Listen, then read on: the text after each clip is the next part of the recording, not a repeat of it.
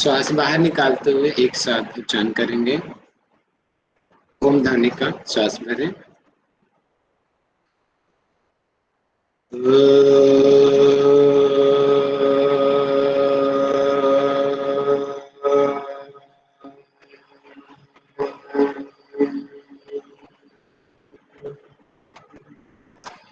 ओम विश्वानि देव सवितर्दुरितानि पराशुभ यद्भद्रं तन्न आशुभ। एक साथ सभी प्रतिज्ञा दोहराएंगे, मेरे बात बोलेंगे। मैं प्रतिज्ञा करता हूँ आजीवन यम नियम का पालन करूंगा। मैं प्रतिज्ञा करता हूँ फर्स्ट अटेम्प्ट में जेआरएफ एग्जाम क्लियर करूंगा। मैं प्रतिज्ञा करता हूँ विश्व में योग का पताका फहराऊंगा। मेरी संकल्प शक्ति सुदृढ़ है, पवित्र है, अबाध्य है। ओम ओम ओम। मैं अपनी संकल्प शक्ति से सब कुछ कर सकता हूँ। ओम ओम ओम। मेरे पास अजय मनोबल है। ओम ओम ओम। शांति ही शांति ही शांति। अपने हाथों को मिलाएं, आपस में घर्षण करें, अपनी आंखों पर लगाएं, धीमे से आंखें। सभी को सादर प्रणाम। आज वशिष्ठ संहिता की दूसरी कक्षा में सभी का स्वागत है। पिछली कक्षा में हमने वशिष्ठ संहिता का ओवरव्यू लिया था, तो आप लोगों से क्वेश्चनिंग के जरिए ही मैं उसका रिवीजन करवा लेना चाहूंगा और उसके बाद में हम आगे बढ़ेंगे। तो जिसका बोला जाए वो अपना आंसर करेंगे। तो सबसे पहले मुझे एक साथ वशिष्ठ संहिता के बारे में अधिक से अधिक कौन बता सकता है, हाथ उठाएं। पूरी वशिष्ठ संहिता कल के लिए। चलो जी, आओ जी, कानून के लंबे हाथ सामने आ जाओ और सब लोगों को बताइए आपने कल हमने क्या क्या पढ़ा था, एक साथ शॉर्ट में बताइए। ठीक है, सभी को नमस्कार। तो कल जो सर ने पहला लेक्चर लिया था वशिष्ठ संहिता पे, उसका हम इन शॉर्ट में पूरा देख लेते हैं क्या क्या पढ़ा था हमने कल। तो कल सर ने बेसिक इंट्रोडक्शन दिया था पूरा वशिष्ठ संहिता का। इसमें जो है वशिष्ठ जी होते हैं, जो कि वशिष्ठ संहिता के रचयिता भी कहे गए हैं, और वक्ता होते हैं महर्षि वशिष्ठ जी, और इनके जो पुत्र होते हैं शक्ति, वो श्रोता होते हैं। वो क्वेश्चंस करते हैं महर्षि वशिष्ठ से और वो आंसर करते हैं, और ये संवादात्मक शैली में है। इसका वर्णन यहाँ पे इस ग्रंथ में बताया गया है। और इसका जो ग्रंथ काल है उसको कोई मतलब पर्टिकुलर एक उन्होंने कंफर्म नहीं किया, लेकिन 1150 ईस्वी में बताते हैं, 1150वीं ईस्वी का बताया जाता है। और कल सर ने इसको कोरिलेट भी किया था हठ योग हठ प्रदीपिका से, क्योंकि वहाँ पे जो स्वात्माराम जी स्टार्ट करते हैं तो वहाँ पे वशिष्ठ जी और मत्स्येन जी को नमस्कार करते हैं। तो उससे हम अनुमान लगा सकते हैं कि जो वशिष्ठ संहिता है ये हठ प्रदीपिका से पूर्व की ही है। और इस ग्रंथ की विशेषता ये है कि यहाँ पे ज्ञान और कर्म के बारे में, दोनों के बारे में बताया गया है। और टोटल चैप्टर्स 8 हैं। इसको अष्टांग योग की तरह भी हम देख सकते हैं। और इसमें हमको ध्यान रखने वाली बात है कि जो योग दर्शन में बहिरंग में प्रत्याहार आ जाता है, जबकि यहाँ पे अंतरंग में प्रत्याहार बताया गया है। यानी स्टार्टिंग के 4 बहिरंग हैं और लास्ट के जो 4 हैं उसमें अंतरंग के बारे में बताया गया है। और कुल श्लोक का यहाँ पे वर्णन किया जाता है। 535 श्लोक के बारे में बताया जाता है। और क्या था, हाँ, जो पहले 4 जो अध्याय है उसको योगाख्यान भी कहा जाता है, क्योंकि इसमें यम नियम चैप्टर्स उसमें ज्ञान से रिलेटेड ज्यादा चीजें एक्सप्लेन की गई, इसलिए उसको ज्ञानाख्यान भी कहा जाता है। और सर ने ये भी बताया था हमारे जो एग्जाम में आ रहा है उसको ध्यान रखना है कि स्टार्टिंग के फर्स्ट 6 चैप्टर ही हमारे लिए इम्पोर्टेंट है। लास्ट चैप्टर अगर हम छोड़ देते हैं, बस थोड़ा थोड़ा अगर आप एक बार देख लेंगे तो ओके है, नहीं तो स्टार्टिंग के आपके फर्स्ट टू 6 चैप्टर बहुत ज्यादा इम्पोर्टेंट। ठीक है, थैंक यू और जी, काफी अच्छा बस, बताया। आगे का थैंक यू। क्वेश्चन मैं किसी और से पूछना चाहूंगा। तो राजेश जी, इससे आगे का आंसर आप कंप्लीट करें। चैप्टर्स में क्या क्या है, फर्स्ट 4 चैप्टर्स में क्या क्या है, राजेश जी आप मुझे बताएंगे। राहुल जी सॉरी, मेरी आज फर्स्ट क्लास है। फंस गए। संतोषी आज जी रिपीट बताएंगे करूंगा सर। मेरे को। जी सर। पता है ना, यहाँ पे सबका नंबर आता है, ध्यान रखा करो। हाँ? जी संतोषी जी बताइए। जी सर। सर फर्स्ट पहले चैप्टर पे है कर्म के बारे में बताया गया है, जो कि आपने बताया था प्रवर्तक और निवर्तक दो ऐसे कर्म के बारे में। फिर उसके बाद यम नियम के बारे में बताया गया है, और यम नियम आसन 3 अंग का वर्णन है यहाँ पे। और फिर इसके बाद है सेकंड, अगर अध्याय में देखा जाए तो नाड़ी शुद्धि कैसे किया जाता है, कंद का स्थान, प्रक्रिया क्या है, और वायु कितने हैं, प्राण क्या है, प्राण का स्थान, ये सब का वर्णन है सेकंड अध्याय पे। और 69 श्लोक है सेकंड अध्याय पे, और फर्स्ट अध्याय पे 84 श्लोक है। और थर्ड अध्याय पे बताया गया है प्राणायाम और प्रत्याहार। प्राणायाम प्रत्याहार बताया गया है, और उनके उनके साथ साथ बीज मंत्रों का भी वर्णन है, ऐसे बताया गया है। और फिर बताया गया है उनके साथ 10 प्राण का वर्णन है उसी थर्ड अध्याय पे। फिर प्राणायाम केवल कुंभक के बारे में बताया गया है। फिर प्रत्याहार के बारे में बताया गया है, प्रत्याहार जो कि 5 प्रत्याहार। थोड़ा सा चूके 4 प्रत्याहार बताएंगे, ठीक सॉरी है। सॉरी, चार जी, अब मैं आगे का 4 क्वेश्चन मैं पूछना चाहूंगा निशा जी से। निशा जी जी मुझे सर। बताएंगी चैप्टर नंबर 4 में और क्या चीजें हैं। एक थर्ड में एक चीज और छोड़ दिया इन्होंने, क्या चीज रह गया। सर थर्ड में नाद और मर्म स्थान भी है साथ में। मर्म स्थान, जी मर्म स्थान छूट मर्म गया मेरा। स्थान, वेरी गुड। अब निशा जी आप बताएं 4 चैप्टर में क्या है। सर फोर्थ चैप्टर में है पंच धारणा है, ध्यान है और समाधि का वर्णन है। पंच धारणाएं 5 है और ध्यान बताए गए हैं, मुख्य रूप से 2 है, निर्गुण ध्यान और सगुण ध्यान। और 5 टाइप के हैं, सगुण सगुण ध्यान और 1 है निर्गुण ध्यान। और लास्ट में समाधि एक ही टाइप की बताई गई है इसी में सर, फोर्थ बहुत में। बढ़िया, बहुत बढ़िया। अब मुझे बताएंगी आशा पटेल जी। आशा पटेल जी मुझे बताएंगे चैप्टर नंबर 5 में क्या बताया गया है। सर सॉरी सर, मेरा फर्स्ट क्लास है आज, मैं कल का नहीं कर पाई थी। ठीक है, ध्यान रखा करो, रिकॉर्डिंग सुन के आया करो। रिकॉर्डिंग इसलिए होती है जी कक्षा की। जी जी। कुंदन जी हमारे चैंपियन, आओ कुंदन जी मैदान में। जी सर। 5th चैप्टर में क्या है। 5th में सर आत्मा के बारे में बताया गया है। इसके बाद उसका स्वरूप क्या है, मृत्यु काल के बारे में, राशि के बारे में, सृष्टि कर्म, और अवस्थाओं के बारे में, जीव की कौन सी अवस्था, जागृत, सुषुप्ति, तुरीयावस्था, स्वप्नावस्था। 55 ठीक है, श्लोक बहुत हैं। बढ़िया। जी ठीक है, अब मुझे बताएंगे चैप्टर नंबर, अच्छा कुछ और बाकी विशेष रह गया पंचम अध्याय में। कुंदन जी थोड़ा और सोचो, पिछली बार क्वेश्चन आया था, इसी सृष्टि बार पेपर में क्वेश्चन आया था।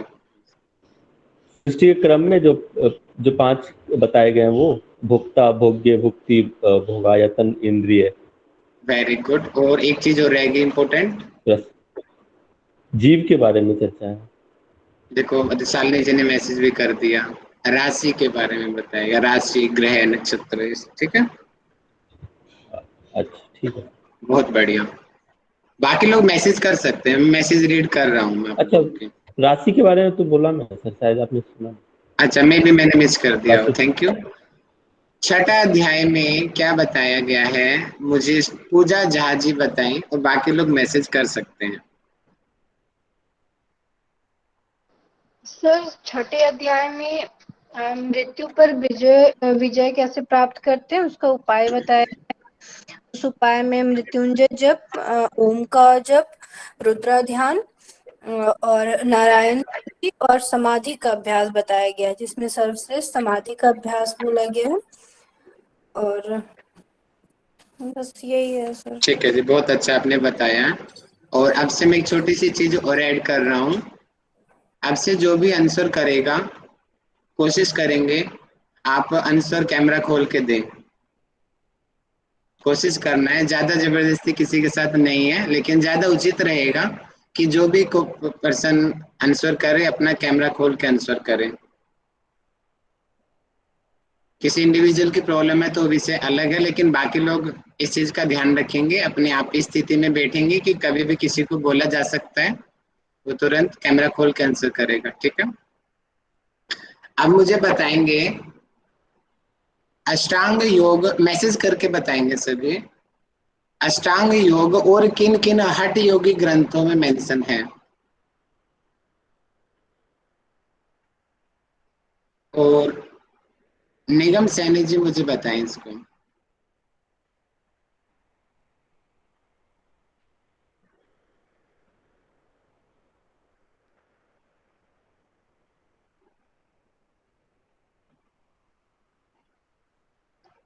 पूनम जी बताएं मुझे। वेरी गुड, मैसेज काफी अच्छे आ रहे हैं जी। जी सर, शिव संहिता में है अष्टांग योग। और मैं अभी शादी से आई हूँ सर। योग सूत्र में है, त्रिशिक ब्राह्मण उपनिषद में है, योग तत्व उपनिषद में है। हठ योगी ग्रंथों में पूछा है मैंने सिर्फ। पहली बात, आप बहुत सुंदर लग रहे हो, आपको बधाई। Thank you sir. हठ बताओ जी, बताओ। रत्नावली में है, शिव सिद्धांत पद्धति में है। Very good. सिद्ध सिद्धांत पद्धति, शिव संहिता, वशिष्ठ संहिता और हठ रत्नावली। Very good. अगला मुझे आंसर करेंगी किरण जी। किरण सरवाल जी, आप मुझे बताएंगी किन किन उपनिषदों में अष्टांग योग का वर्णन मिलता है?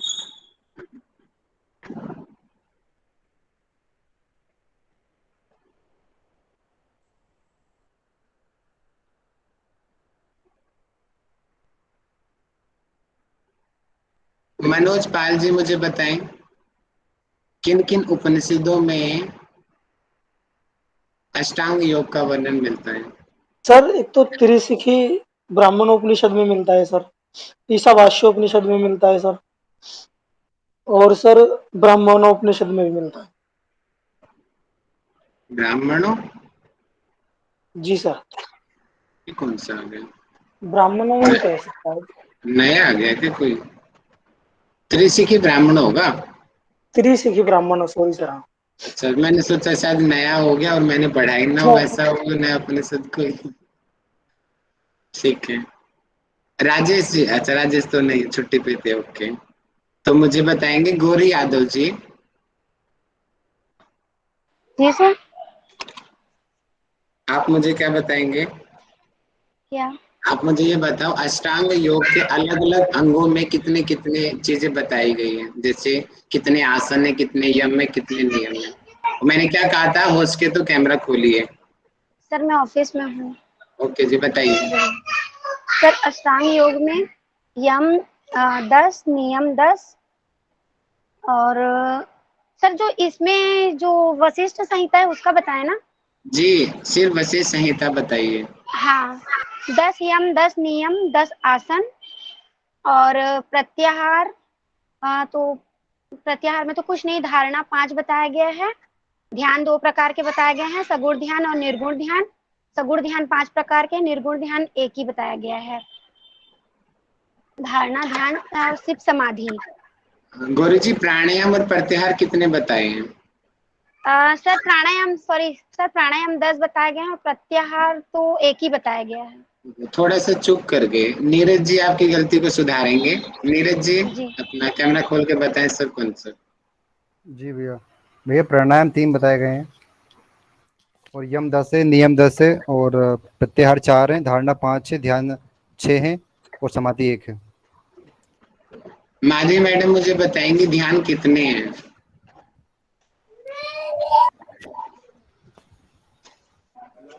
ध्यान 2 प्रकार का है। थोड़ा एलोबरेट करें, 2 और 6 में क्यों कंफ्यूजन होता है, वो कंफ्यूजन दूर करे सबका। वो 6 इसलिए ना शायद कि घेरण संहिता में 6 बताया है। नहीं वो तो नहीं नहीं नहीं नहीं नहीं ए, घेरण मैंने में घेरण का तो 6। घेरण में 6 मैं माधवी बताया बताऊं? है। मैडम कमाल कर दिया आपने, तो बाढ़ मैं आएगी आज, बताऊं? इसलिए बारिश आ रही थी क्या लगा मुझे।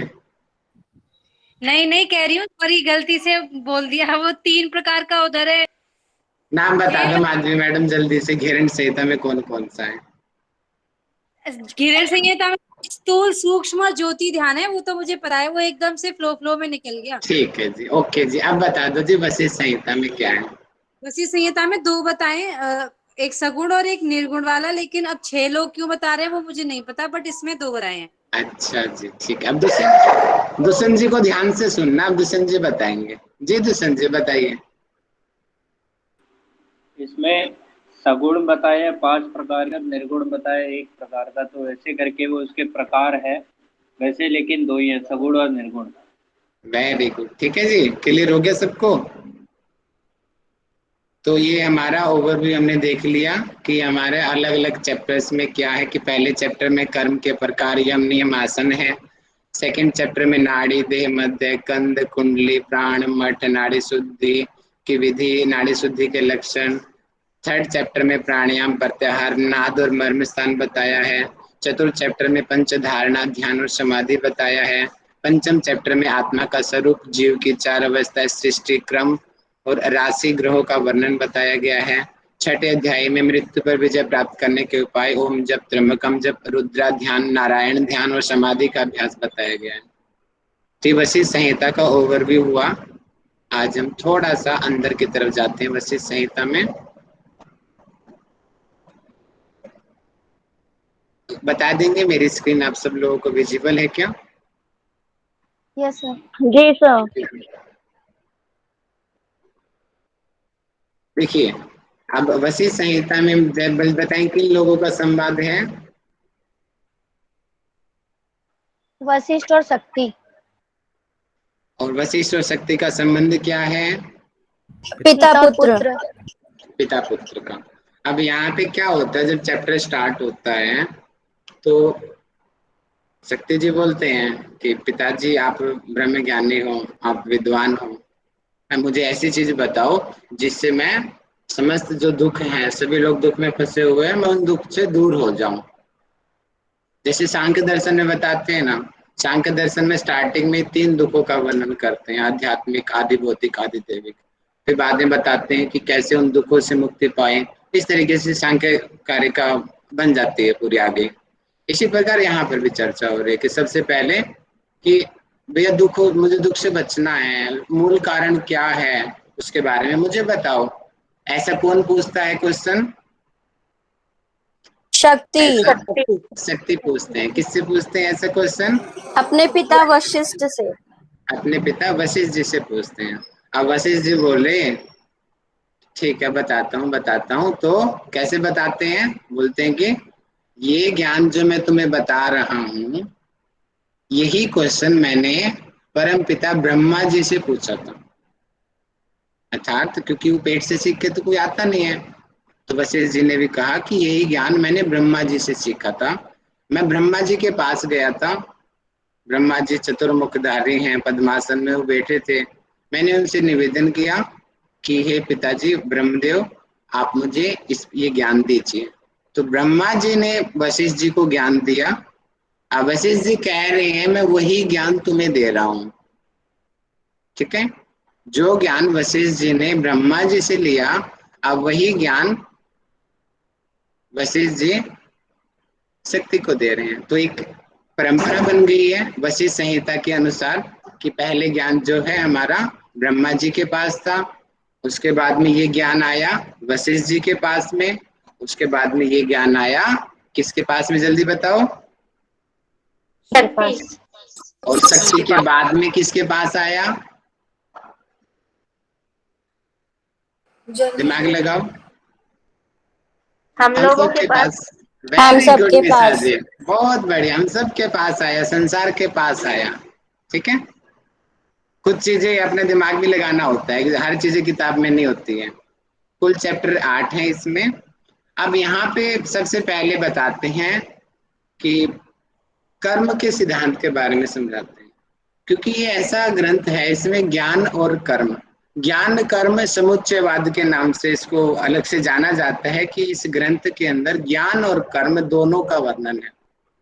ऐसे और कौन कौन से ग्रंथ हैं, कोई मुझे बताएगा, ज्ञान और कर्म जिनके अंदर बताया गया है?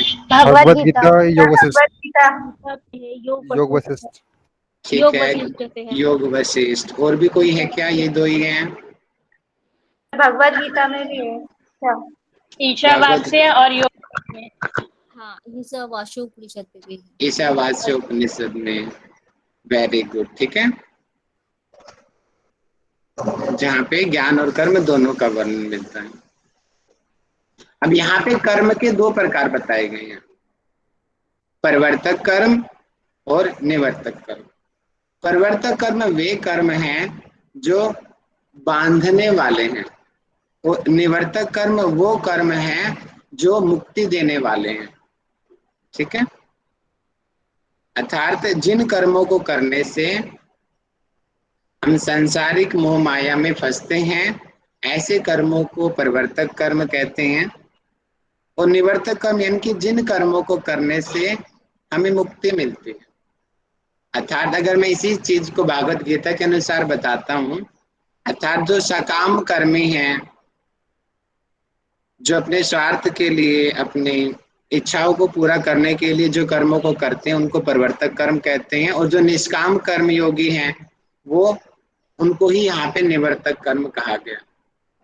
अब निवर्तक कर्म को दो भागों में डिवाइड किया है, बाह्य कर्म, बाह्य निवर्तक कर्म, और अभ्यांतर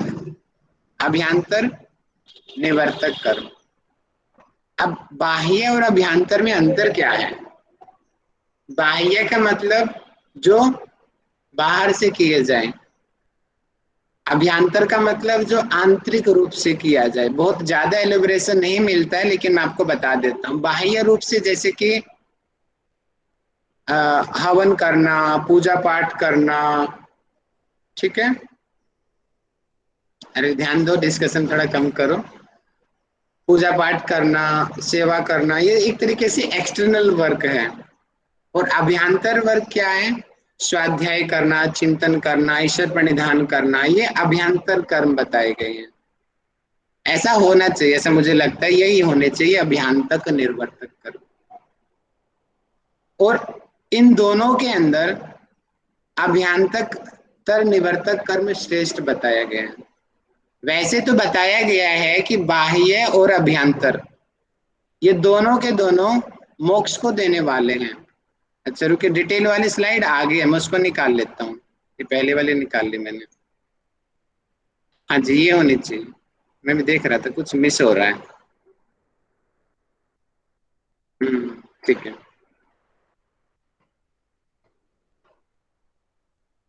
ठीक है, ये रहा, ठीक है, ये रहा बाह्य कर्म और अभ्यांतर कर्म, यानी कि जो आत्मा में बुद्धि द्वारा मानसिक रूप से जो चीज किए जाती हैं। और कौन सी चीज? जो वेदोक्त यानी कि अर्थात जो हमारे शास्त्रों में बताई गई है, उनको जब मानसिक रूप से किया जाए, जैसे स्वाध्याय बताया गया है। और यहाँ पे प्रयोगात्मक क्रिया, जैसे कि यज्ञ करना प्रयोगात्मक क्रिया है, दान देना है ना, फिजिकली दान देना, इनकी फिजिकली जो चीजें की जाती है और जो हमारे शास्त्र में बताई गई है, उनको बाह्य निवर्तक कर्म कहते हैं। बाह्य और अभ्यंतर दोनों जो निवर्तक कर्म हैं, ये दोनों मोक्ष के साधन हैं।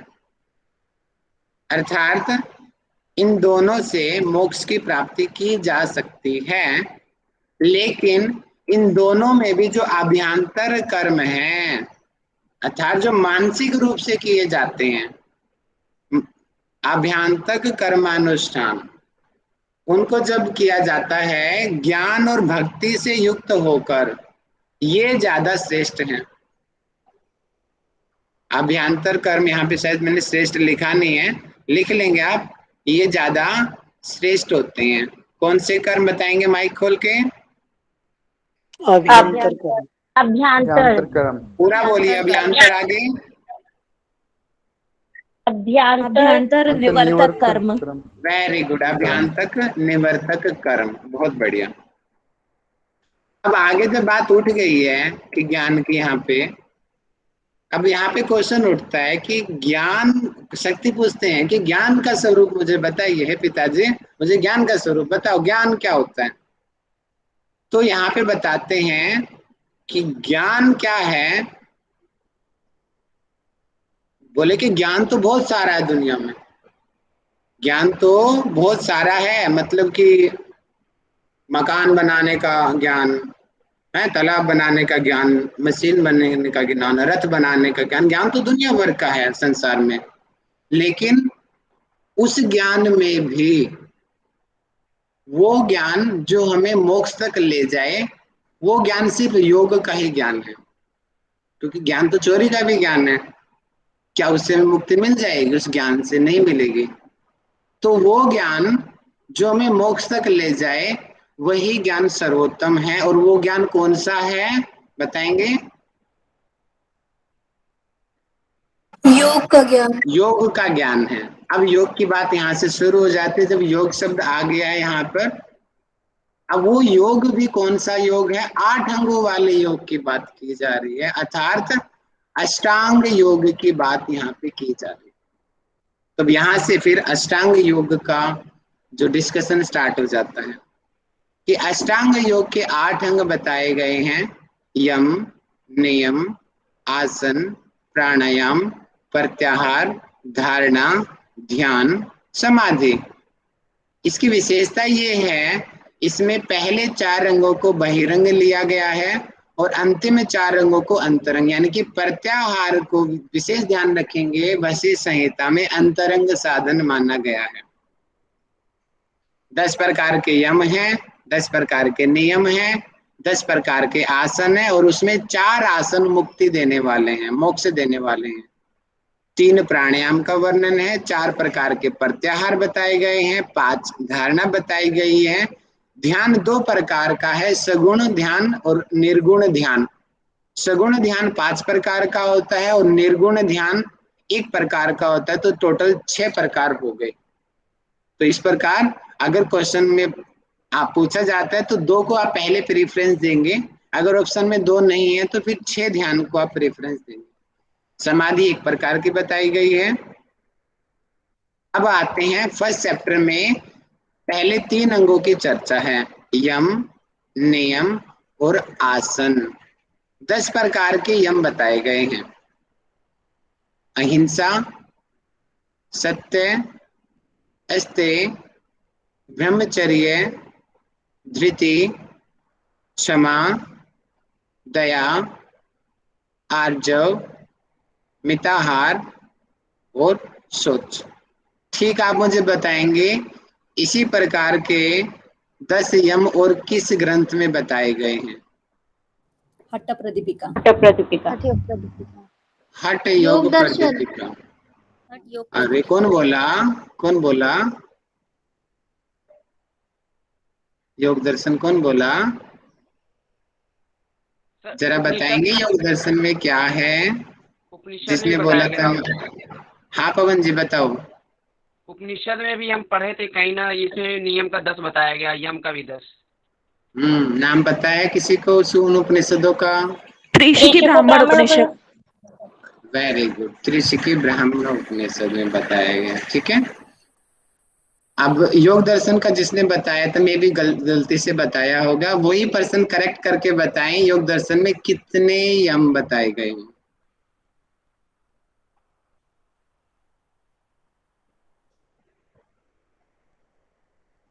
राजेश जी आप बता दो। सर 5, अहिंसा, सत्य, अस्तेय, ब्रह्मचारी और अपरिग्रह। बहुत बढ़िया। अब यहाँ पे देखेंगे जो अपरिग्रह है वो यहाँ पे वर्णन नहीं मिलता, तो ये भी क्वेश्चन मिल सकता है कि ऐसा कौन सा यम का अंग है जो योग दर्शन में है लेकिन वशिष्ठ संहिता में नहीं है। तो कौन सा अंग है वो? अपरिग्रह है। हर दृष्टि से आप लोगों को मैं क्या कह रहा हूँ, कंपेरेटिव स्टडी करनी है। इंडिविजुअल स्टडी तो दुनिया करती है, ऐसे कंपेयर करके जब आप पढ़ोगे तभी आपका एग्जाम निकलेगा।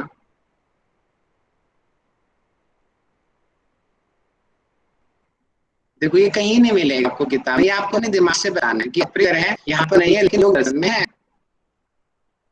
अब अहिंसा आपको सबको पता है कि झगड़ा नहीं करना, सत्य आप सबको पता है जैसा हम सोचते हैं जानते हैं उसको ऐसा ही बताना वो सत्य होता है। अस्तेय अर्थात चोरी नहीं करना। ब्रह्मचर्य, यहाँ पे ब्रह्मचर्य की 3 परिभाषाएं दिया हुआ है। पहली बात यहाँ पे ब्रह्मचर्य की 3 परिभाषा दिया हुआ है। गृहस्थ आश्रम मतलब कि जो आश्रम व्यवस्था है हमारी उसको फॉलो करना, कि जो आश्रम व्यवस्था जो दूसरा जो आश्रम है जिसको हम पहले वाला तो जो होता है उसको ब्रह्मचर्य आश्रम बोलते हैं, दूसरा गृहस्थ आश्रम, तीसरा वानप्रस्थ और चौथा संन्यास। तो यहाँ पे गृहस्थ आश्रम की बात की जा रही है, अर्थात शादी होने के बाद उनके लिए क्या है, शास्त्रों के अनुसार ऋतु काल के बाद, ऋतु काल का अर्थ होता है कि एक तरीके से जो पीरियड्स वाली जो प्रॉब्लम होती है लेडीज को, उनके बाद में अपनी पत्नी ओनली अपनी पत्नियों के साथ समागम करना, ये ब्रह्मचर्य है। और सामान्य रूप से हर तरीके से वीर्य से अपने मैथुन की रक्षा करना, ये ब्रह्मचर्य है। और एक परिभाषा दिया हुआ है गुरु सेवा में सदा संलग्न रहना, अर्थात गुरु की सेवा करते रहना हमेशा ही, ये इसको भी यहाँ पे ब्रह्मचर्य कहा गया है। धृति का सामान्य सा जो अर्थ होता है धैर्य होता है, और यहाँ पे धृति का अर्थ लिया है कि सब स्थितियों में ऐसे ही लिया गया है कि धैर्य ही, पेशेंस रखना, उसको धृति कहते हैं। क्षमा, माफ करना, दया, करुणा की जो भावना है उसको यहाँ पे दया कहा गया है। आर्जव का सामान्य अर्थ होता है सरलता, मतलब कि विहित में प्रवृत्ति, अर्थात विहित का अर्थ यानी कि जो कर्म करने चाहिए उनको विहित कर्म कहते हैं। उसके अतिरिक्त में निवृत्ति, अर्थात जो नहीं करने चाहिए उनको निवृत्ति कहते हैं, उनको न करना। और इनमें मन, वाणी और क्रिया की एक रूपता होना, इसको आर्जव कहते हैं। चलो यहीं पे मैं बाहर का क्वेश्चन आपसे पूछ लेता हूं। प्रवृत्ति कर्म और निवृत्ति कर्म दर्शनों में बताए गए हैं, प्रवृत्ति कर्म कौन कौन से होते हैं, कोई भी मुझे बताइए। NA1 कक्षा में स्वर्गीय अभिलाषा करने वाले। आप भैया JRF की तैयारी कर रहे हो, पर्टिकुलर वर्ड्स में बताओ मुझे। NA1 पूरी कक्षा में प्रवर्तक कर्म कौन से होते हैं और निवृत्तक कौन से होते हैं। महर्षि यूनिवर्सिटी के 2-3 बच्चे हैं, आप तो बताओ, मैंने स्पेशली पढ़ाया था आपको। चलो मैं हिंट दे देता हूँ सर। बिना हिंट दिए कोई, हाँ बताओ नीलू जी। सर प्रवर्तक में आएगा आसक्ति से ग्रस्त जितने भी काम है वो आएंगे, और निवर्तक में आएगा आसक्ति रहित। थोड़ा सा करीब पहुंचे हो लेकिन चूक गए, जा रहे थे ट्रैक पे वापस आ गए। आप कोई और बता सकते हैं? काम में से कुछ आइडिया आ रहा है, बाकी लोगों को याद आ रहा है कुछ? सर मुझे मालूम नहीं है, पर मैं गेस करके बताती हूँ कि प्रवृत्ति यानी जो हमें सांसारिक कामों में आगे बढ़ाती है हमारी प्रवृत्ति, और निवृत्ति यानी जो हमें वहां से निवृत्त कर देती है, मोक्ष की तरफ बढ़ाती है, ऐसा होगा। ना ना ना, चूक गए, थोड़ा सा चूक गए। कामनाओं से रहित। थोड़ा सा हाँ कर पॉइंट्स क्यों नहीं बता रहे, पॉइंट्स बताओ मुझे। सकाम और निष्काम कर्म। ना जी मैं बताता हूँ। नित्य, नैमित्तिक, काम में। याद आ रहा है कुछ? अब बताओ किसको याद आ रहा है? भूल गए? अरे ये पढ़ो पीछे वाला भूल जाओ, ऐसे थोड़ी होता भैया। आपने दर्शन पढ़ लिया और भूल गए। निमित्त मतलब किसी विशेष निमित्त से किया जाना, जो नित्य किए जाते हैं, जैसे स्नान, संध्या, उपासना आदि जो नित्य किए जाते हैं। नित्य। नैमित्तिक किसी उपलक्ष्य में किया जाए, जैसे कि शादी के उपलक्ष्य में हवन किया जाता है, बर्थडे के उपलक्ष्य में कोई और चीज की जाती है, दान पुण्य किया जाता है। काम में जैसे किसी कामना से किया जाता है, ठीक है। प्रायश्चित कर्म, जो गलती हो गई उस गलती का पश्चाताप करने के लिए, उसका प्रभाव कम करने के लिए किए जाते हैं। उपासना कि भगवान की पूजा करना, वो उपासना। और निवर्तक कर्म मतलब कि वहां पे जो बताया गया दर्शनों में, वो बताया गया निषिद्ध कर्म, जो नहीं करने चाहिए, पाप कर्म। अरे भैया, मैं तो खुली पूरी कक्षा में किसी ने नहीं बताया, मैं हैरान हूं यार इस बात से। तो यहाँ पे विहित और दूसरे यानी कि उन चीजों को बताया गया है। अच्छा, वहां पे शायद विहित और विहित के अलावा जो नहीं करना, उसको दूसरा शब्द दिया है। विहित का मतलब तो यही है, मैं श्योर हूँ, नित्य नैमित्तिक काम में प्रायश्चित और उपासना कर्म, ये 5 प्रकार के कर्म होते हैं। यानी कि इनमें एक रूपता होना। और सामान्य रूप से आर्जव का जो अर्थ होता है सरलता होता है, सरल भाव होना, वो आर्जव है। आगे बताया गया मिताहार, ये पेपर में आया था इस बार, शायद ये आए इस बार आए थे, इससे पहले आए थे, क्वेश्चन आ चुका पेपर में, ध्यान देंगे इसके ऊपर। सर मैं कर्म के मिताहार, बारे में बोलूं? जी बताइए, शॉर्ट में बताना। जी हाँ जी। बोल रहे थे आप दर्शन में बताए विहित कर्म और निषिद्ध कर्म। विहित कर्म में आता है नित्य नैमित्य और काम्य और प्रायश्चित कर्म। फिर निषिद्ध में आता है संचित, क्रियामाण और प्रारब्ध कर्म। वो चूक गए, वो वेदांत में है, और वो नहीं है, वो करने योग्य है। उसमें सिर्फ वो वहां पे न करने योग्य बताए गए, जो आप बता रहे हो ना, संचित, ये तो करने वाले होते हैं, संचित, क्रियामाण और प्रारब्ध, ये वेदांत दर्शन में बताए गए हैं 3 प्रकार के। और संचित कर्मों याद को हो, किए जाने वाले कर्म बताए गए हैं। ठीक है, आगे बढ़ते हैं। अब मिताहार की परिभाषा अलग अलग बताई गई है। मिताहार यहाँ पे सन्यासियों के लिए कहा गया कि 8 ग्रास अर्थात 8 कोर खाना है उसको एक दिन में। वानप्रस्थ अर्थात वानप्रस्थ आश्रम होता है ना 50 साल के बाद में, जो वानप्रस्थ लोग हैं उनको 16 ग्रास खाना चाहिए। जो गृहस्थ लोग हैं अर्थात शादीशुदा लोग हैं 25 से 50 के बीच में, उन लोगों को 32 ग्रास खाना खाना चाहिए। जो ब्रह्मचारी हैं उनको बताया कि भैया जितनी आपको आवश्यकता है उतनी खाओ। और जो बाकी लोग बच गए उनको कहा है कि पूरा आहार से कुछ कम खाना है, जो सामान्य रूप से आज हम बोलते हैं कि चौथा हिस्सा कम खाओ, सामान्य रूप से आज हम जो बोलते हैं वो यही बात है। तो ये क्वेश्चन शायद इस बार पेपर में आया था। तो अब किसको कितना ग्रास खाना चाहिए आप अच्छे से याद कर लेंगे। अगला जो यम बताया गया सोच 2 प्रकार का बताया गया है, एक बहिरंग और एक आंतरिक। ऐसा ही ठीक योग दर्शन में भी सोच बताया गया है। बाहर का अर्थ मतलब कि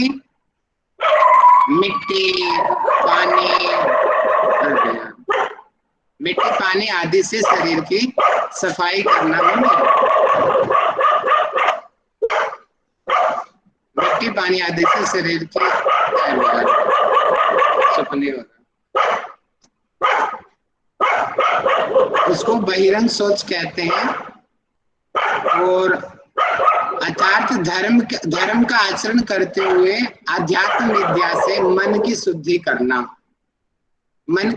करना, इसको आंतरिक सोच कहते हैं। 10 प्रकार के नियम का वर्णन है। 10 प्रकार के नियम, आप लोगों को यहाँ पे एक डाउट क्लियर हो जाएगा। आप लोग मुझे बताएंगे कि हठ योग प्रदीपिका में, मम्मी चुप कराना है,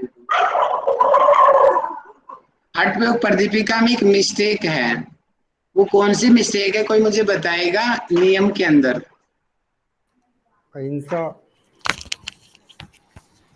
तप 2 बार है। अहिंसा नहीं भैया, वो अलग है मैटर, वो अलग मैटर है, लेकिन मूल जो नियम बताए गए ना वहां पे ध्यान देना। हठ योग प्रदीपिका में 2 बार तप बताया गया है। एक पहले नंबर पे तप दिया है और 10वें नंबर पे भी वो गलती से श्लोक में तप ही लिखा गया वहां पे। और मैंने आप लोगों को हठ योग प्रदीपिका पढ़ाते हुए बताया था ये शायद मिस प्रिंटिंग हुआ है। और वहां पे मैंने रेफरेंस दिया था कि वैसे संहिता में तप नहीं है, व्रत बताया गया है। तो आप यहाँ पे सुधार लेंगे कि तप संतोष, तप संतोष से आस्तिक कमदान होगा सब लोगों को ये वाला श्लोक। किसी को याद है? एनीवन श्लोक किसी को बताओ।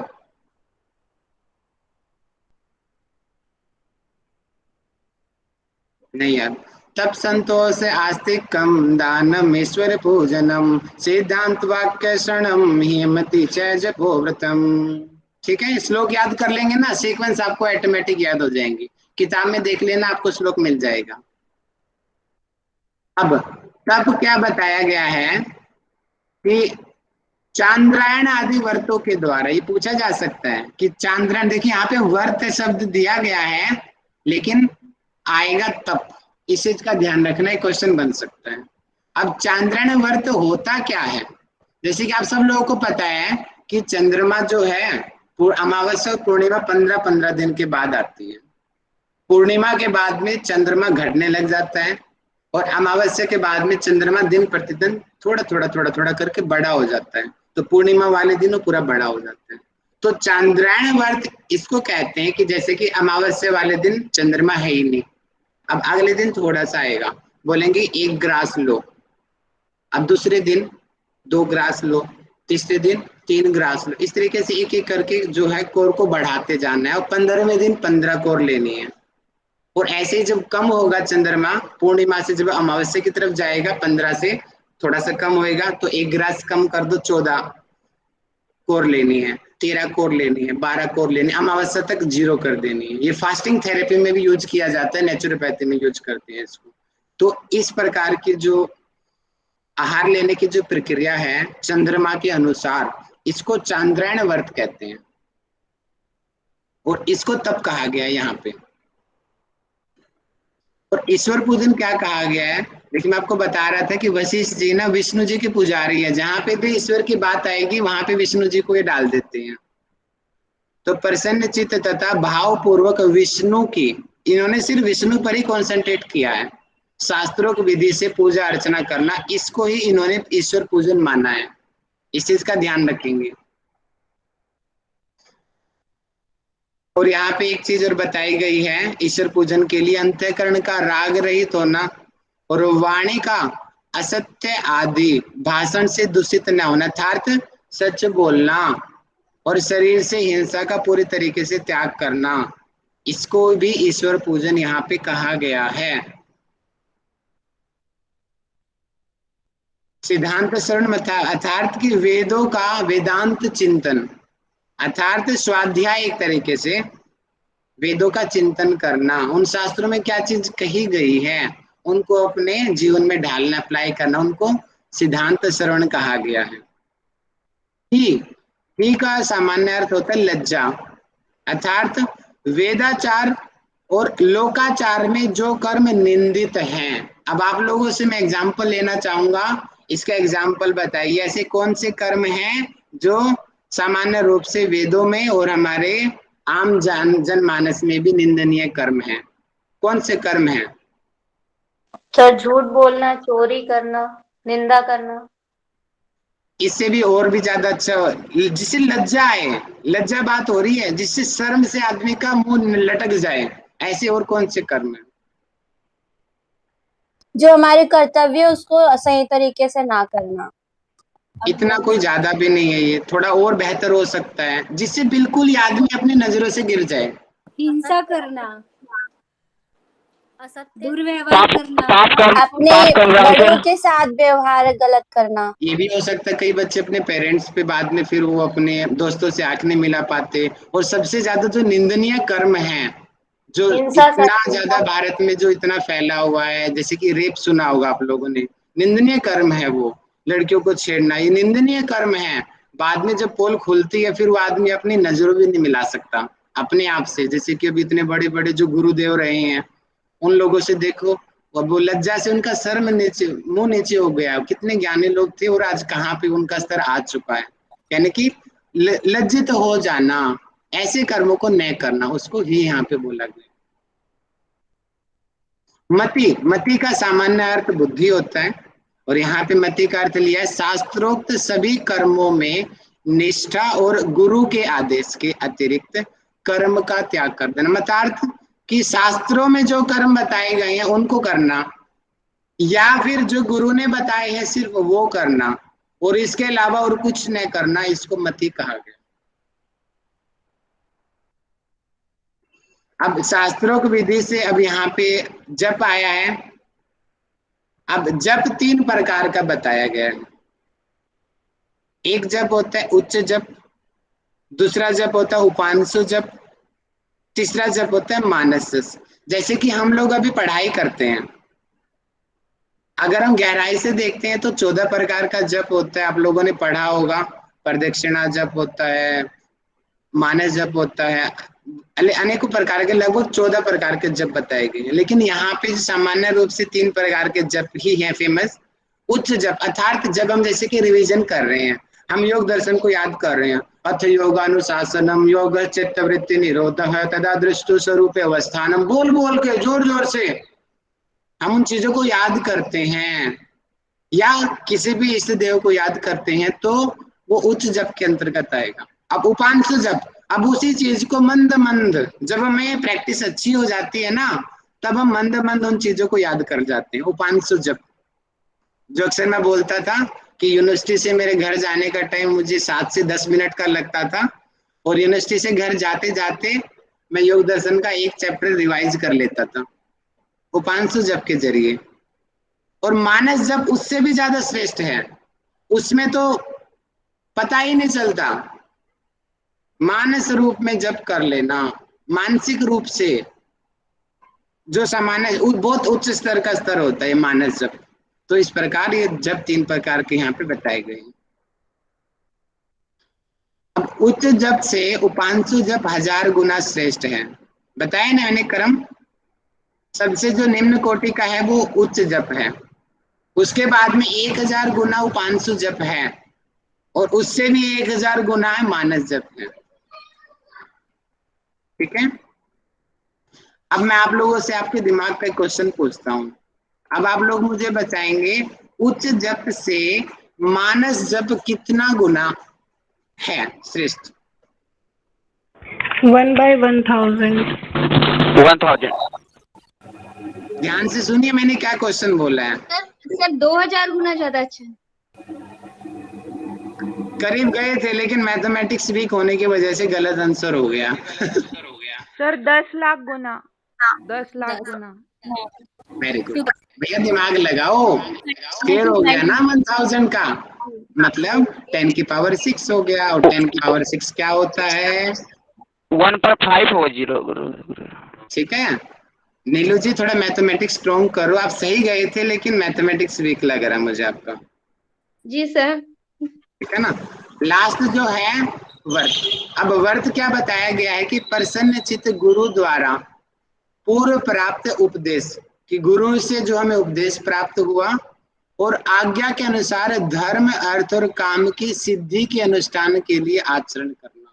मतलब कि व्यवहारिक पक्ष को यहाँ पे वर्त लिया गया। ध्यान दीजिए, धर्म अर्थ और काम की सिद्धि के लिए जो अनुष्ठान अर्थात जो कर्म किए जाते हैं, जो आचरण व्यवहार में जो चीजें लाई जाती हैं, जो गुरु ने बताया है, गुरु के आदेश के अनुसार, उनको यहाँ पे वर्त बोला गया। तो इस प्रकार 10 नियमों को हमने पढ़ा। 10 प्रकार के आसनों का वर्णन है। देखिए आसनों की विधि एग्जैक्ट बहुत सरल है, जो आप लोग खुद पढ़ लेंगे, मैं नहीं पढ़ाऊंगा। ऑलमोस्ट जो हठ योग प्रदीपिका में बताई गई है वही विधि है लगभग। स्वस्तिक आसन की विधि सिद्ध आसन की तरह है, इस चीज का ध्यान देख लेंगे। बाकी विधि से मुझे लगता नहीं कि क्वेश्चन आएगा पेपर में। हाँ, बेनिफिट से क्वेश्चन जरूर आता है, तो मैंने आप लोगों के लिए बेनिफिट लिख दिए हैं, तो आप अच्छे से याद करेंगे। 10 आसनों को सीरीज में याद करेंगे। आप लोगों से मैं पढ़ाना चाहूंगा। राधिका जी 10 आसनों को सीरीज में पढ़ के सुनाओ। जी भैया। स्वस्तिक आसन, गोमुख आसन, पद्मासन, वीरासन, सिंहासन, मयूरासन, कुक्कुटासन, कूर्मासन, भद्रासन, मुक्तासन। Very good. इस प्रकार 10 आसनों को आपको क्रम याद होना चाहिए। क्रम पूछा जा सकता है पेपर में। अब स्वस्तिक आसन के बारे में बताया गया है कि सभी पापों का नाश होता है इससे। गोमुख आसन का कोई बेनिफिट नहीं है, पद्मासन के द्वारा बताया गया कि पूजित आसन है सबके द्वारा। देखिए उल्टा पुल्टा बता दिया यहाँ पे।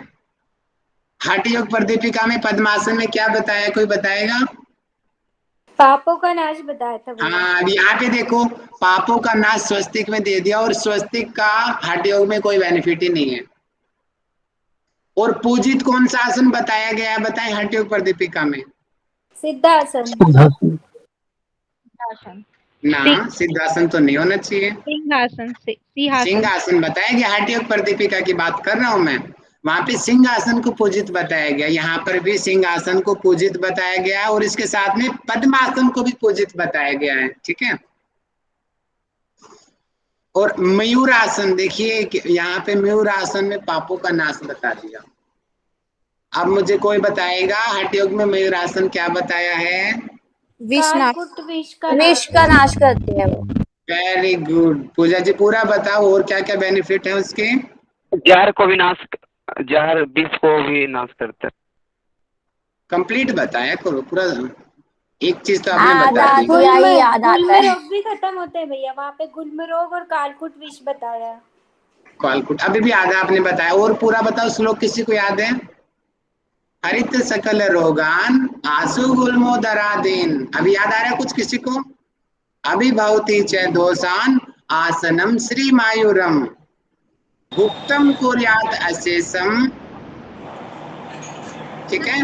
भस्म आगे है जारयेत कालकुटम, ठीक है। इस प्रकार ये पूरा श्लोक यहाँ पे बताया गया। भैया मत बोलो, पेपर में आती है चीजें। तो यहाँ पे मयूरासन सिर्फ पापों का नाश बताया गया, और हठ योग प्रदीपिका में तो बहुत ज्यादा बेनिफिट यहाँ पे उसके बताए गए। कुकुटासन सामान्य वही है। कूर्म आसन के लिए यहाँ पे बताया कि सभी रोग और विषों को दूर करता है कूर्म आसन। बताइए कूर्म आसन हठ योग प्रदीपिका में क्या बेनिफिट बताया गया है? एनीवन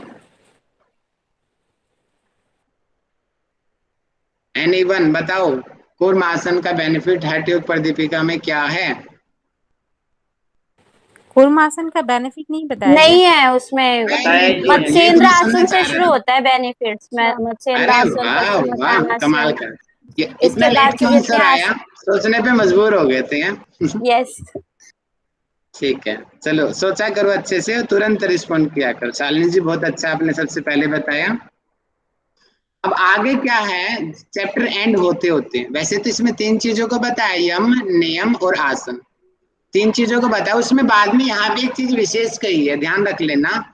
इन्होंने कहा कि यम नियम आसन के अभ्यास के बाद में नाड़ी शुद्धि अत्यंत आवश्यक बताई गई है, करनी ही करनी है नाड़ी शुद्धि। और कहा कि अगर बिना नाड़ी शुद्धि के अगर आगे के अंगों को फॉलो किया, आगे के अंग कौन से? प्राणायाम, प्रत्याहार, धारणा, ध्यान, समाधि। अगर बिना नाड़ी शुद्धि के आगे के अभ्यास किए तो कोई लाभ नहीं मिलेगा, स्पष्ट कह दिया, कोई लाभ नहीं मिलेगा। क्या जरूरी बताया गया यहाँ पे, बताओ जल्दी? नाड़ी शुद्धि अर्थात नाड़ी शुद्धि की विशेषता, नाड़ी शुद्धि का महत्व बता दिया गया प्रथम चैप्टर के एंड में।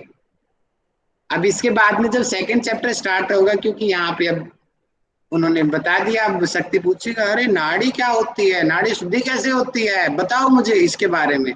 अब आगे का सेकंड चैप्टर इसके ऊपर बेस्ड है पूरा का पूरा।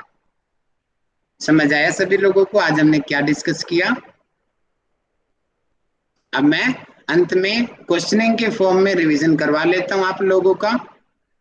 आप लोगों के डाउट्स मैं एंड में ले लूंगा आज के टॉपिक से रिलेटेड। चलिए, तो मैसेज करके आप सब बताएंगे, और मैंने कहा है कोशिश करेंगे जो आंसर करेगा अगर उसका कैमरा भी खुल जाए तो। एक तरीके से वो इसलिए कर रहा हूं ताकि हम सब एक फैमिलियर की तरह हो जाएं। जो दूरी का जो भेद है ना, अलग अलग स्टेट में बैठे, वो दूरी का भेद मिट जाए।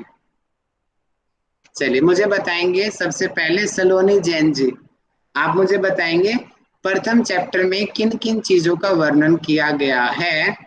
आप उनके मेन नाम बताएं और बाकी लोग मैसेज करके बताएं। जी भैया, जो फर्स्ट चैप्टर है सबसे पहले उसमें हमारे कर्म के मतलब 2 कर्म बताए गए हैं, प्रवर्तक कर्म और निवर्तक कर्म। उसके बाद हमारे 10 यम बताए गए हैं, 10 नियम बताए गए हैं और 10 आसन बताए गए हैं। वेरी गुड, बहुत सुंदर आपने बताया, थैंक यू। आगे मुझे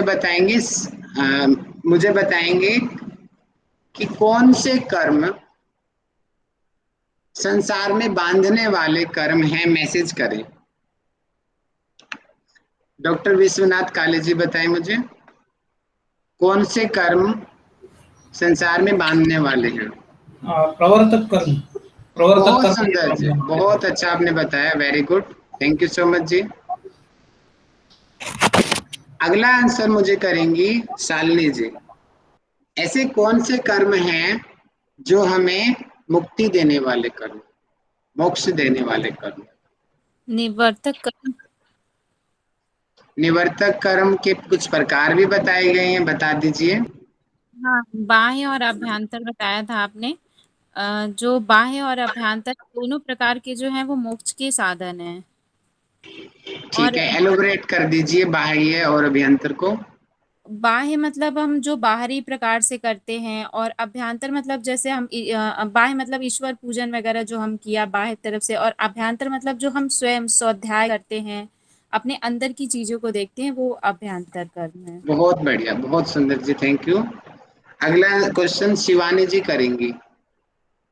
शिवानी जी मुझे बताएंगी कि अष्टांग योग की चर्चा कैसे उठी, वो मुझे बताइए, स्टोरी कैसे है। जो शक्ति जी हैं वो गुरु वशिष्ठ से प्रश्न पूछते हैं कि मतलब वो आत्मज्ञान को जानना चाहते हैं कि किससे हम मुक्ति की प्राप्ति कर सकते हैं, सभी बंधनों से, दुखों से मोक्ष प्राप्त हो सकते हैं। करीब गए हो, मैसेज में MDY जी कह रहे हैं, हाँ आंसर सही है। बताओ जी पूजा जी, आप बताओ माइक खोल के। बिल्कुल चुप। ओके। हाँ, जो शक्ति होते हैं ना, वो प्रश्न करते हैं कि ज्ञान का स्वरूप बताइए, तो उसको बताने के उसमें वशिष्ठ जी बताते हैं अष्टांग योग को। तो इसमें वो कहते हैं कि योग ही ऐसा ज्ञान है जो सही ज्ञान देता है, जो आत्मा की ओर लेके जाता है।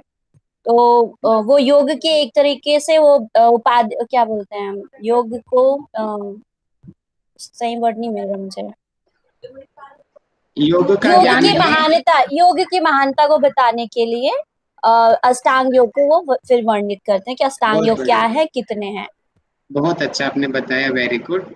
अगला क्वेश्चन रानी जैन जी मुझे बताएंगी, अष्टांग योग, बाकी लोग मैसेज करेंगे कि अंगों के नाम लिखेंगे और कितने कितने हैं, वो भी साथ में एक साथ मैसेज करें। जी रानी जी आप बताएं। हाँ जी सर। अष्टांग योग में यम, नियम, आसन, प्राणायाम, प्रत्याहार, धारणा, ध्यान, समाधि। इसमें यम जो है 10 हैं, नियम भी 10 हैं और आसन भी 10 हैं, जिसमें 4 श्रेष्ठ आसन हैं जो कि मोक्ष को देने वाले हैं। ठीक है नीरज जी, बहुत सुंदर, सबसे पहले टाइप किया आपने। आगे बताओ रानी जी।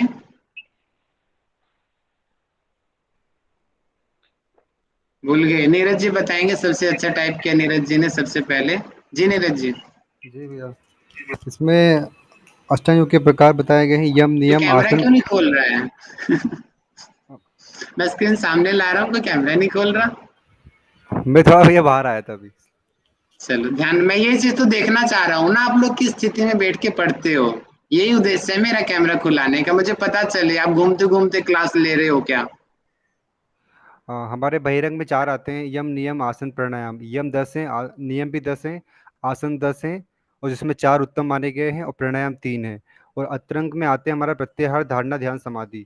और प्रत्याहार हमारे 4 दिए गए हैं, धारणा 5 है, और ध्यान 6 है, समाधि ध्यान 2 है, उसमें से 5 निर्वर्तक हैं और एक वो वाला है दूसरा वाला, और समाधि उल्टा 1 है। बोलिए, उल्टा उल्टा बोलिए, बोलिए। 5 सगुण है हाँ, और 5 एक सगुण। निर्गुण, ठीक है, वेरी गुड।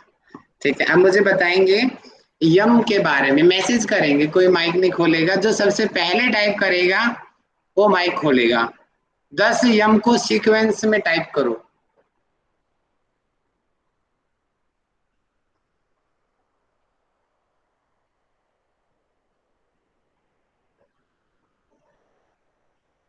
Come on.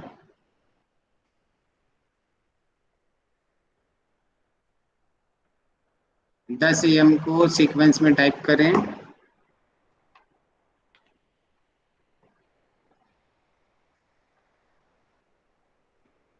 बहुत टाइम लग रहा है जी, जल्दी सोचो, दिमाग पे जोर डालो।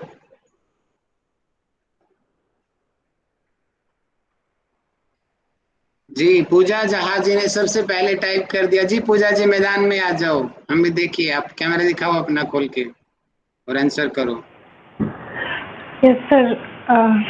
सर अहिंसा, सत्य, अस्तेय,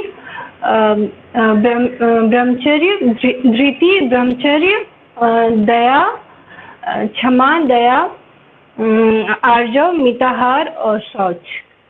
वेरी गुड, परफेक्ट आंसर, बहुत सुंदर जी, थैंक यू। थैंक अब यू मुझे सर। बताएंगे 10 नियम को टाइप करें सभी। बाकी इसके अलावा निशा जी, नीलू जी, शिवानी जी ने बहुत अच्छा टाइप किया है पीछे, लेकिन थोड़ा लेट टाइप किया है। अब नियम को सबसे पहले कौन टाइप करके दिखाएगा? Come on.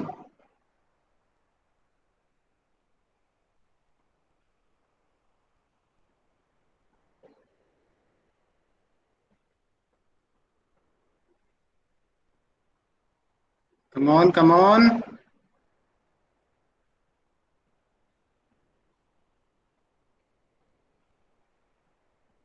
किरण जी ने टाइप कर दिया है। जी किरण जी आ जाओ मैदान में। सर तप, संतोष, आस्तिक्य, दान, ईश्वर पूजा, सिद्धांत, श्रवण, ही, लज्जा, मति, जप और व्रत, ये 10 नियम है। बहुत सुंदर आपने बताया, वेरी गुड। अब मुझे बताएंगे आसन। बाकी पूजा जी, नीलू जी, गौरी जी, आपने बहुत अच्छा टाइप किया है, ऐसे करो टाइप, पार्टिसिपेट किया करो सभी लोग। अब सुरेंद्र योगी जी मुझे बताएंगे 10 आसनों के बारे में, कैमरा खोल के बताएंगे सुरेंद्र जी।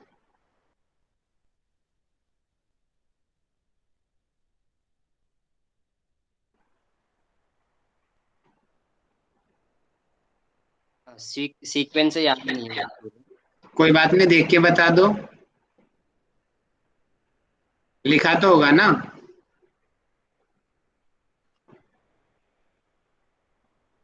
कैमरे खुलाने के मेरे पर्पस बहुत सारे हैं, बहुत सारे पर्पस हैं, एक साथ मैं सभी पर्पस पूरे कर रहा हूँ। पहले पर्पस, आप लोग कैसे आंसर देते हो, देख के देते हो या बिना देखे आंसर देते हो। हाँ, दूसरा पर्पस, आप किस स्थिति में बैठे हो, आप घूमते घूमते कक्षा तो नहीं ले रहे हो, हैं, बहुत सारे पर्पस है। और तीसरा पर्पस, हम आपस में फैमिलियर हो जाएं। जी बताइए। स्वस्तिकासन, गोमुखासन, पद्मासन, वीरासन, सिंहासन, मयूरासन, मुक्तासन, कूर्मासन, भद्रासन। अच्छा बताए, कोई बात नहीं, एक दो ऊपर बिना देखे बता रहे, ऊपर नीचे गलती हो जाती है। निशा जी बताएंगे, आज तो निशा जी के दर्शन हो जाए।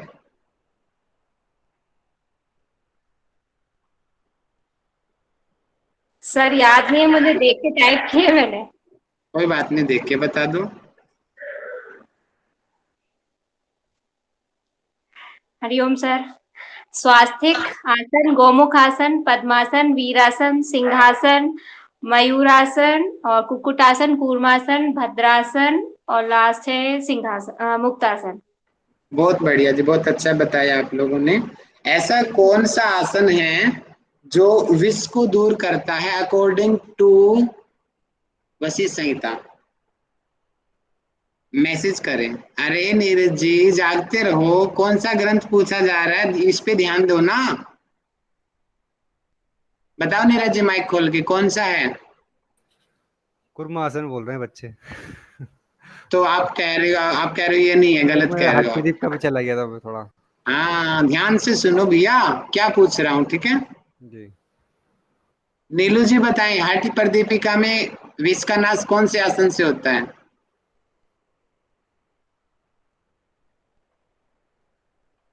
हाँ सर, हठयोग प्रदीपिका में ना विष का नाश करता है मयूर आसन। Very good. कौन सा विष है, उसका नाम क्या है? सर कालकूट है। वेरी गुड, बहुत बढ़िया जी, बहुत बढ़िया। चलिए, और अंत में निगम जी बताएंगी। जब आसनों को बता दिया उसके बाद में लास्ट के एंडिंग 2-3 श्लोकों में किस चीज का वर्णन है जी? निगम जी बताइए।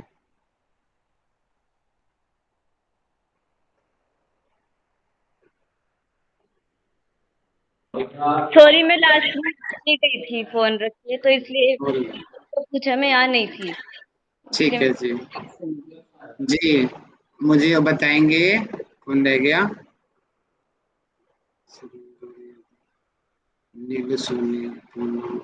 आशा रानी मैडम ने नहीं बताया अभी तक। जी आशा मैडम आप बता दीजिए। नाड़ी शुद्धि का वर्णन है। बहुत बढ़िया। अब आशा मैम आप ये भी बता दीजिए, योग के ज्ञान की परंपरा जो है अकॉर्डिंग टू वशिष्ठ संहिता क्या है? नहीं समझ पाई सर मैं इसका मतलब। वशिष्ठ संहिता के अनुसार जो परंपरा है ज्ञान की, योग की, उनके नाम बताओ परंपरा का। जी नीलू जी बताइए। सर इसमें ना वशिष्ठ संहिता में परंपरा ये है कि सबसे पहले ब्रह्मा जी ने वशिष्ठ जी को दिया, और वशिष्ठ जी ने अपने पुत्र शक्ति को दिया, और शक्ति जी के द्वारा वो ग्रंथ रूप में आज हम सब पढ़ रहे हैं। वेरी गुड, बहुत बढ़िया। अब अजीत देव जी मुझे बताएंगे, जब वशिष्ठ जी ब्रह्मा जी के पास गए तो ब्रह्मा जी कौन से आसन में बैठे हुए थे?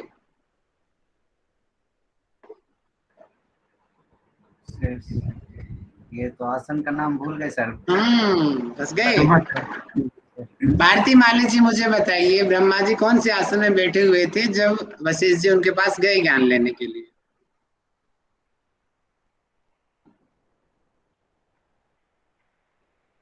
No response.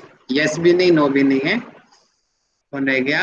हाँ राधिका जी रह गई हमारी। जी राधिका जी।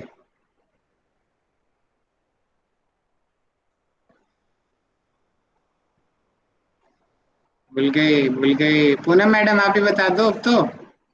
सारी मिठाई खा गए केले केले। हाँ सर वो पद्मासन में बैठे थे। बहुत बढ़िया जी, बहुत अच्छा आपने बताया, वेरी गुड। पद्मासन में बैठे हुए थे। चलिए इस प्रकार हमारा ये कंप्लीट हुआ, और अंत में नाड़ी शुद्धि की महत्व पूजा जी बताएंगे। नाड़ी शुद्धि का महत्व क्या बताया है वशिष्ठ संहिता में? जी सर, मुझसे पूछ रहे हैं आप? हाँ जी आप ही हो पूजा मिश्रा। अच्छा ठीक है सर। इसमें बताया गया कि अगर यम नियम और आसन का अभ्यास करते हैं, उसके बाद अगर नाड़ी शुद्धि नहीं करेंगे तो फिर उसको कोई फल नहीं मिलेगा। थोड़ा और खुल के बताओ, किन का अभ्यास नहीं, किन का फल नहीं मिलेगा?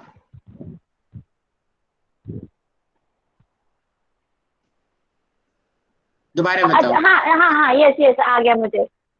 यम नियम आसन का हम जब प्रैक्टिस कर लेते हैं, इसके उपरांत बताया उन्होंने कि नाड़ी शुद्धि करना चाहिए, और इसके पश्चात से जो अष्टांग के बाकी अंग है वो उसकी सिद्धि मिलेगी। अगर हम इसका नाड़ी का अभ्यास नहीं करेंगे तो आगे आने वाले जितने हैं अंग, उनका कोई बेनिफिट नहीं मिलेगा।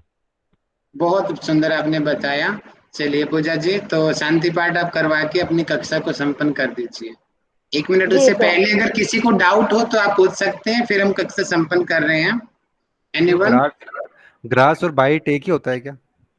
हाँ जी मुझे भी वही लगता है, वही होना चाहिए, बाइट ही होना चाहिए। सर वही है।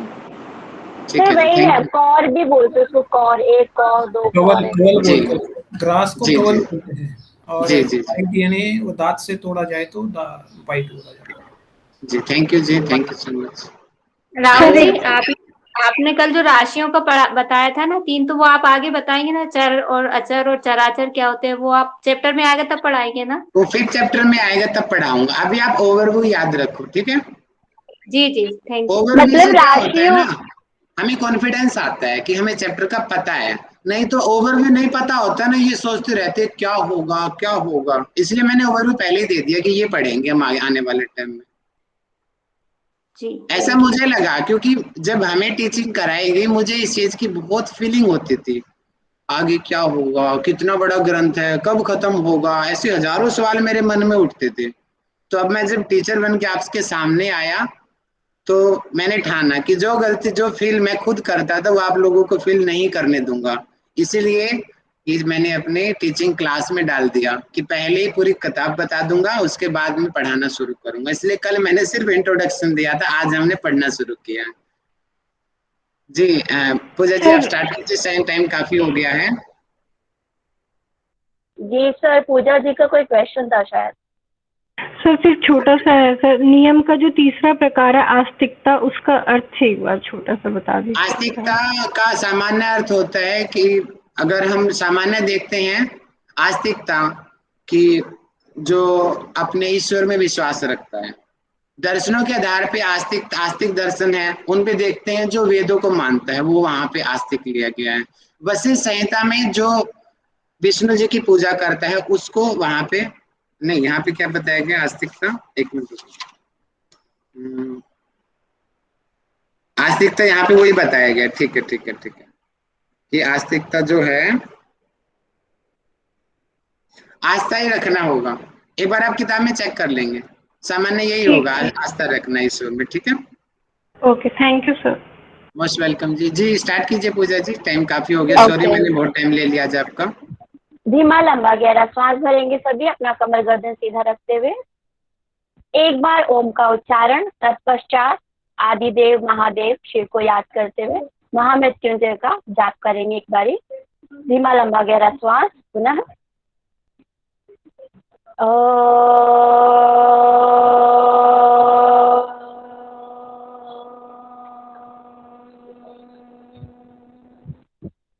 त्र्यंबकं यजामहे सुगंधिं पुष्टिवर्धनम् उर्वारुकमिव बन्धनात् मृत्युर्मोक्ष्यमामृतात्। सभी का कल्याण हो, सभी का मंगलमय हो।